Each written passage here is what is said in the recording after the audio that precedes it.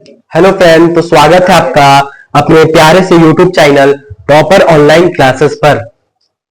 तो आज का एक प्यारा सा मोटिवेशन है कि मेहनत इतनी खामोशी से करो, तो सुनना, कि मेहनत इतनी खामोशी से करो कि सफलता शोर मचा दे। अभी तुम लोग पढ़ रहे हो रात में 10 बजे तक, 11 बजे तक, तुम लोग सोचते होंगे कि बहुत कठिन है, मेहनत, अरे कैसे कर पाएंगे, एक साल पूरा दम पढ़ना है, क्या होगा, ऐसे कैसे हो पाएगा, हम लोग इतना मेहनत कर रहे हैं, क्या रिजल्ट अच्छा आएगा कि नहीं आएगा। मतलब ये सोचना नहीं है, ठीक। तुम लोग अपने से पूरा जी जान लगाकर मेहनत करो और जरूर अच्छा रिजल्ट निकलेगा। और कोई पूछे कि हाँ सन्नी पढ़ रहे हो, तो ये नहीं बोलना जैसे रमेश पढ़ रहे हो, तो नहीं तुम बोलना कि हाँ हाँ भैया पढ़ रहे हैं, बस कुछ नहीं, आप कुछ नहीं बोलना, भैया पढ़ रहे हो। जैसे बोलेगा दीपू पढ़ रहे हो, तो बोलेगा हाँ हाँ भैया पढ़ रहे हैं, बस। अब ये मत बोलना कि हाँ इतने घंटे पढ़ रहे हैं, 10 घंटा, हम तो 8 घंटा पढ़ रहे हैं, हम 10 घंटा पढ़ रहे हैं, 20 घंटा पढ़ रहे हैं। और कभी किसी को मत बताना, जो भी तुम्हारा लक्ष्य है कि यहाँ टॉप करेंगे, वहां टॉप करेंगे, कभी मत बताना। नहीं तो वही वही जब जिस दिन रिजल्ट निकलेगा, अगर तुम टॉप नहीं करोगे तो वही आके बोलेगा का इतना तुम बोलता था कि हम ये टॉप करेंगे, स्कूल टॉप करेंगे, कोचिंग टॉप करेंगे, लेकिन तुम किया ही नहीं, तो क्या होगा, ऐसे क्या तुम्हारी इज्जत कम हो जाएगी। इसीलिए तो मेहनत इतनी खामोशी से करना है कि सफलता शोर मचा दे। जिस दिन रिजल्ट निकले उस दिन डीजे बजना चाहिए, डीजे क्या बजना चाहिए, डीजे 450 प्लस आना चाहिए, नंबर 450 प्लस आना चाहिए, ठीक है। तो इसी के साथ मोटिवेशन के साथ आज का क्लास की शुरुआत करता हूं। जो आज हम लोग सिद्ध करने वाले हैं फिजिक्स का जो है, इसमें सिद्ध करने वाले हैं F बराबर R/2, यानी अवतल दर्पण में, यानी अवतल दर्पण में हम लोग सिद्ध करने वाले हैं F बराबर R/2, जो एग्जाम पूछता है प्रत्येक साल, नहीं तो लेकिन जरूर जरूर हर साल तो नहीं तो कभी पूछता है, अवतल दर्पण में पूछे या उत्तल दर्पण में पूछे, ये हमेशा पूछता ही रहता है F बराबर R/2। और इससे कितना नंबर मिलता है, तो 6 नंबर का पूछता है, सीधे दीर्घ क्वेश्चन में पूछता है 6 नंबर लॉन्ग आंसर में, ठीक। तो आज हम लोग सिद्ध करने वाले हैं F बराबर R/2, किसमें, अवतल दर्पण में, ठीक है। तो चलो हम लोग देखते हैं कि कैसे सिद्ध होता है, और एक एक टॉपिक एकदम आराम से क्लियर होगा। और आज के बाद से तुम लोग अवतल दर्पण, उत्तल दर्पण सब सिद्ध करवाएंगे, लेकिन आज हम करवा रहे हैं अवतल दर्पण में। तो देखो चलो, तो यहां पे दिया हुआ है क्वेश्चन में कि अवतल दर्पण में सिद्ध करें F बराबर R/2, यानी फोकस दूरी बराबर होता है वक्रता त्रिज्या बटे में 2। तो सबसे पहले सिद्ध करने के लिए एक अवतल दर्पण हमने लिया है। एक देखो यहाँ पे बना हुआ फिगर में अवतल दर्पण, ठीक। अवतल दर्पण किसे कहते हैं, तो ये सब तुम लोग पढ़ा होगा कि अवतल दर्पण ऐसा दर्पण है जिसका परावर्तक सतह यानी अंदर की ओर धंसा होता है, उसे ही अवतल दर्पण कहते हैं, ठीक है। तो यहां देखो अवतल दर्पण एक लिया जिसका ध्रुव क्या है, पोल यानी P है, उसकी फोकस दूरी F है और वक्रता केंद्र C है, ठीक। यहाँ पे एक AB एक किरण ली है जो मुख्य अक्ष के समांतर आ रही है, जो दर्पण से परावर्तन के बाद फोकस से होकर गुजरती है। ये तो तुम लोग किरण आरेख में पढ़ा हुआ है कि जब भी कोई किरण मुख्य अक्ष के समांतर आती है तो दर्पण से परावर्तन के बाद फोकस की दिशा में आती है। और दूसरा किरण लिए हम वक्रता केंद्र की दिशा में, जो वक्रता केंद्र की दिशा में जाती है उसी दिशा में आके लौट जाती है किरण, जो वक्रता केंद्र की दिशा में जाएगी उसी दिशा में आकर लौट जाएगी, ठीक है ना। यहां पे जो है हम लोग सिद्ध करना है कि F बराबर R/2 सिद्ध करना है, तो जो दिया है वही लिख देंगे। यहाँ पे लिखेंगे, हम लिखेंगे कि माना, सबसे पहले लिखेंगे हल में लिखेंगे माना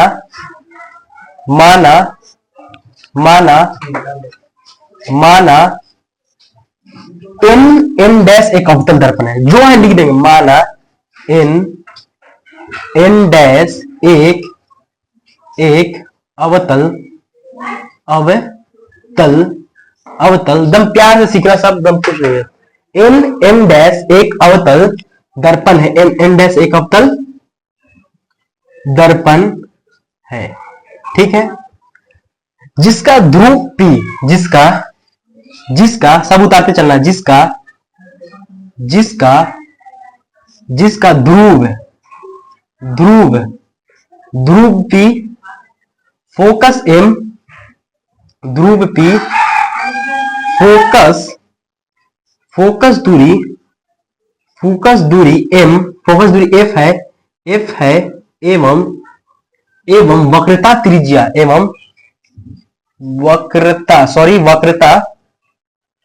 वक्रता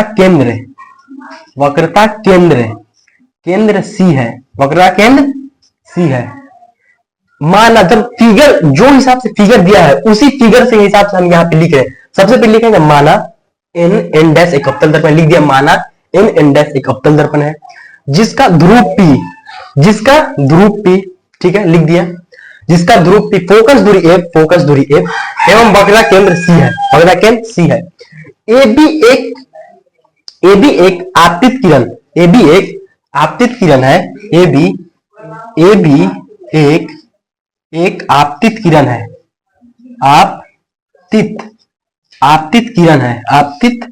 आपतित किरण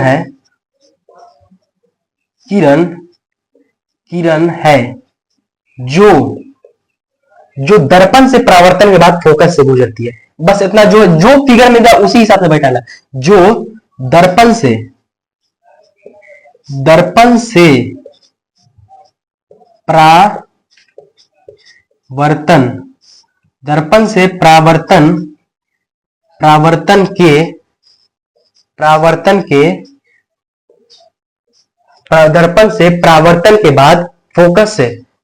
परावर्तन के बाद फोकस से, देखो ये फोकस से जा रही है, फोकस से गुजरती दर्पण से परावर्तन के बाद फोकस से गुजरती है। इतना तो हम लोग को लिखना था हिंदी में, मतलब इतना आएंगे तो हेडिंग ऐसे डालेंगे, ठीक। अब ये जब काम हो गया, तो उसके बाद क्या सिद्ध करने के बोला है, तो हमें सिद्ध करना। अब लिखेंगे यहाँ पे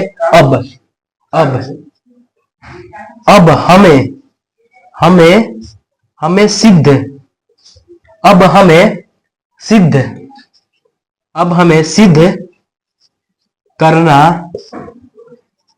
है। क्या सिद्ध करना है? कि सिद्ध करना है कि F बराबर R/2। हमें सिद्ध करना है क्या? कि F बराबर होना चाहिए R/2 के, F बराबर होना चाहिए R/2 के, इतना सिद्ध करना है, ठीक। इतना तो हम लोग लिखे। अब देखो यहाँ पे फिगर में, अगर हम यहाँ पे इसको मानते हैं एंगल 1, चलो कोई दिक्कत नहीं, एंगल 1 इसको मान लिए, इसको मानते हैं एंगल 2, इसको मान लिए एंगल 2 और इसको मान लिए एंगल 3। समझ गया? इसको मान लिए कि एंगल 1, इसको मान लिए एंगल 2 और इसको मान लिए एंगल 3। समझ गया इतना? अब देखो,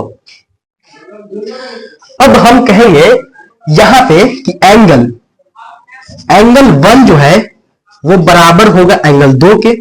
अब कोई बोलेगा कि ऐसा कैसे हो गया कि एंगल 1 जो है वो एंगल 2 के बराबर, ऐसा कैसे हो सकता है? एंगल 1 जो है एंगल 2 के बराबर कैसे हो सकता है? तो हम सीधे बोलेंगे परावर्तन के नियम से। यहां पे जो रिफ्लेक्शन का काम कर रहा है, यहां पे देखो ये एंगल जो आया, ये ऐसे आपतित किरण, ये परावर्तित किरण और इस आपतन बिंदु पे डाला गया लंब है, तो यानी एंगल ए बराबर है एंगल 2 किससे? तो परावर्तन के नियम से। किससे? परावर्तन के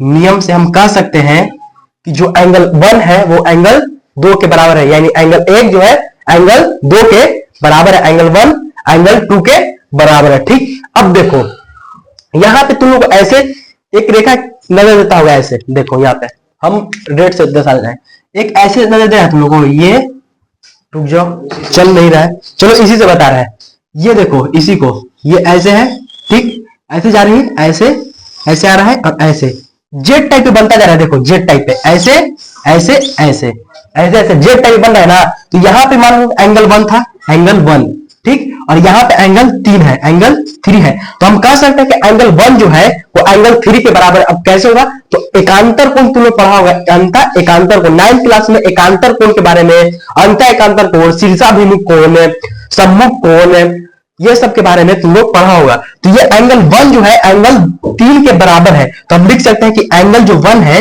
एंगल 1 बराबर होगा एंगल 3 के। एंगल 1 जो है वो एंगल 3 के बराबर है। इतना तुम लोग को समझ में आ रहा है कि एंगल 1 जो है वो एंगल 3 के बराबर है। क्यों? क्योंकि एकांतर कोण, अब लिख देंगे यहाँ पे पोस्ट में करके कि एकांतर कोण है, एकांतर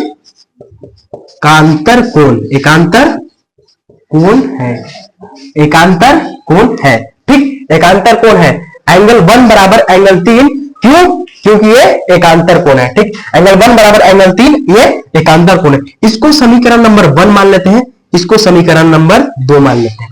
इसको समीकरण नंबर 1 माने, इसको समीकरण नंबर 2 माने, इसको समीकरण 1 और इसको समीकरण 2 मान लिया। ठीक, अब देखो, जब एंगल 1 बराबर एंगल 2 के है, ठीक है, समीकरण 1, एंगल 2 बराबर एंगल 3 को, तो हम कह सकते हैं कि समीकरण 1 तथा 2 से, समीकरण 1 तथा 2 से जो होगा, देखो इसका एलएचएस बराबर है दोनों में, एलएचएस बराबर तो आरएचएस भी बराबर होगा, इसलिए कहते हैं कि एंगल 2 बराबर होगा एंगल 3 के, एंगल 2 बराबर होगा एंगल 3 के।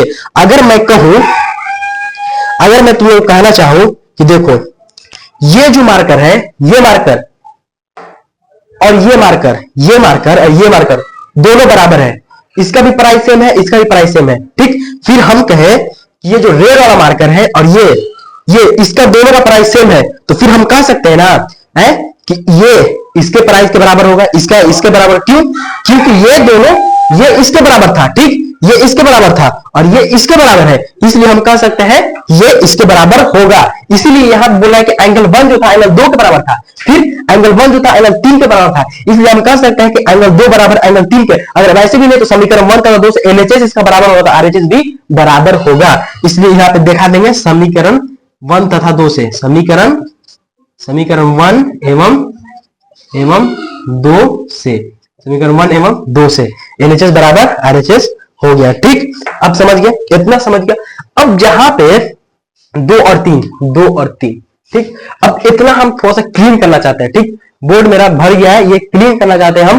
ठीक, उसके बाद तुम लोग इतना स्क्रीनशॉट ले लेना, स्क्रीनशॉट लेके रखना, हम क्लीन कर रहे हैं।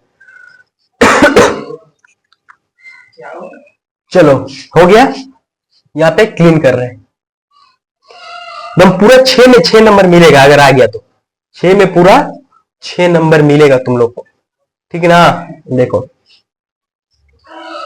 अब यहां पे तुम लोग को एक त्रिभुज नजर दे देता होगा, अच्छा एकदम गौर से देखना। आ रहा, इधर आओ, इधर आओ, अब देखो यहाँ पे जो त्रिभुज ये नजर दे रहा है, ये ऐसे ऐसे ऐसे ऐसे, चुपके से देखना, किसी को बोलना मत, हल्ला मत करना।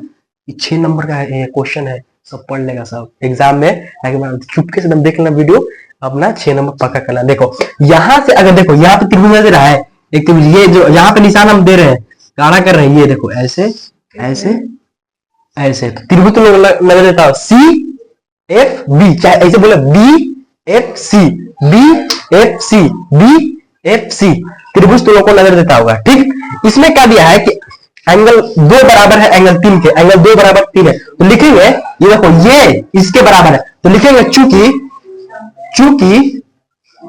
त्रिभुज BFC, त्रिभुज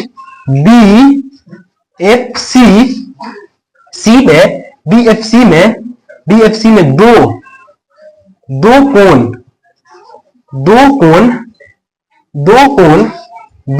बराबर है,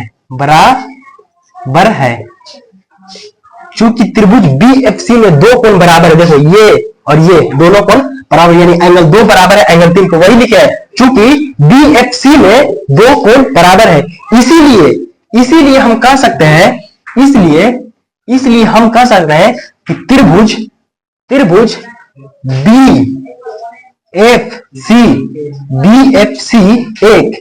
BFC एक समद्विबाहु त्रिभुज है। इसलिए हम कह सकते हैं कि त्रिभुज BFC एक समद्विबाहु त्रिभुज है, क्योंकि इसमें 2 कोण आपस में बराबर, इसलिए हम कह सकते हैं कि BFC एक समद्विबाहु त्रिभुज है, BFC एक समद्विबाहु त्रिभुज है।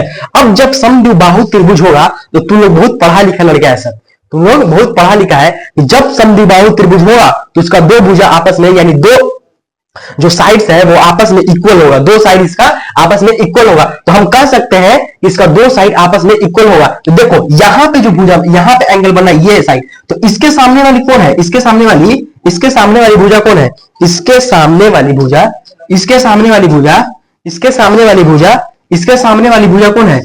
सामने वाली भुजा इसके सामने वाला तो BF है, BF इसके सामने वाली भुजा है BF, तो हम लिख देंगे BF, इसके सामने वाली भुजा क्या है, BF है। ठीक है, उसके बाद जो होगा बराबर, बराबर होगा किसके, इसके सामने वाली भुजा कौन है, इसके सामने वाली, ये कौन के, ये कौन के सामने वाली भुजा, तो ये वाली होगा सी एफ चाहे एफ सी, तो इसके सामने वाली भुजा होगा एफ से सी, तो हम कह सकते हैं इसके सामने वाली भुजा एफ सी है, यानी बी एफ बराबर हो गया एफ सी, किससे, समद्विबाहु त्रिभुज की भुजा है, समद्विबाहु त्रिभुज की भुजा है, इसलिए हम कह सकते हैं कि बी एफ बराबर होगा सी एफ। समझ गए तुम लोग कि बी एफ बराबर होगा सी एफ के, बी एफ बराबर होगा सी एफ के। ठीक, अब देखो यहां पे जब तुम लोग का दो मालूम चल गया, दो भुजा मालूम चल गई यहां पे कि बी एफ बराबर सी एफ है, तो हम कह सकते हैं ना, देखो यहां से बी एफ बराबर है,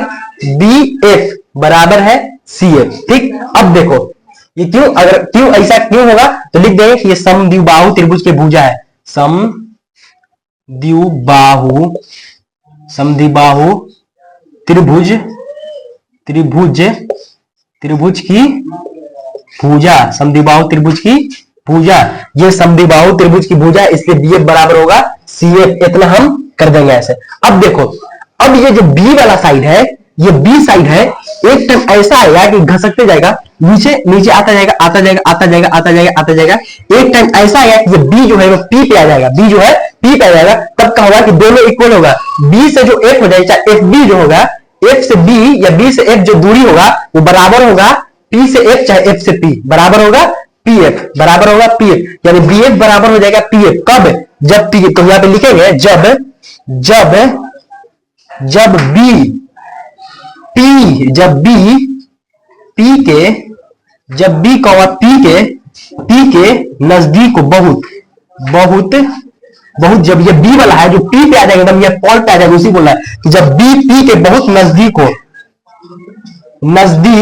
नजदीक हो, जब बी पी के बहुत नजदीक हो, तो क्या हो जाएगा, बी एफ बराबर हो जाएगा पी से एफ, बी एफ बराबर हो जाएगा पी से एफ, तो बी एफ बराबर हो जाएगा, बी जो है एफ बराबर हो जाएगा किसके, पी एफ के। ठीक, बी एफ बराबर हो जाएगा पी एफ, जब बी पी के नजदीक हो तब। ठीक, अब इतना जो समझ गया बस हो गया हम लोग का काम। अब यहां पे देखो, पहला तो समीकरण 1 2 से मान लेते हैं, इसको समीकरण हम मान लेते हैं 3, इसको समीकरण 3 मान लेते हैं, और इसको समीकरण 4, तो हम इसको क्लीन कर रहे हैं। ठीक, तो समीकरण 3 तथा 4 से लिखेंगे, फिर समीकरण 3 तथा 4 से, समीकरण 3 तथा 4 से, समीकरण 3 तथा 4 से क्या होगा, देखो यहाँ पे ये 3, इधर एलएचएस, ये का भी एलएचएस, दोनों का बी एफ बराबर है, एलएचएस बराबर तो आरएचएस भी बराबर होगा, तो हम कह सकते हैं कि पीएफ बराबर होगा एफसी, पीएफ बराबर होगा एफसी, यानी पी से एफ बराबर होगा किसके, एफ और सी के, पी से एफ बराबर होगा एफसी के। क्यों, क्योंकि समीकरण 1 तथा 2 से लिख देंगे, समीकरण 3 कॉमा 4 से, 3 और 4 से क्या हो गया, ये हो गया कि पीएफ बराबर होगा एफसी, पीएफ बराबर होगा एफसी। ठीक, इतना हो गया, अब थोड़ा सा अब हो गया। ठीक, अब यहाँ पे इतना काम हो गया, बस हम लोग का काम हो गया। अब लिखेंगे अब लिखेंगे अब लिख देंगे। अब ये बताओ, यहां से यहां तक ये रेखा देखो, यहां से ये जहां पे हम निशान चला रहे, ये P से C, ठीक है, P से C हम लिख सकते हैं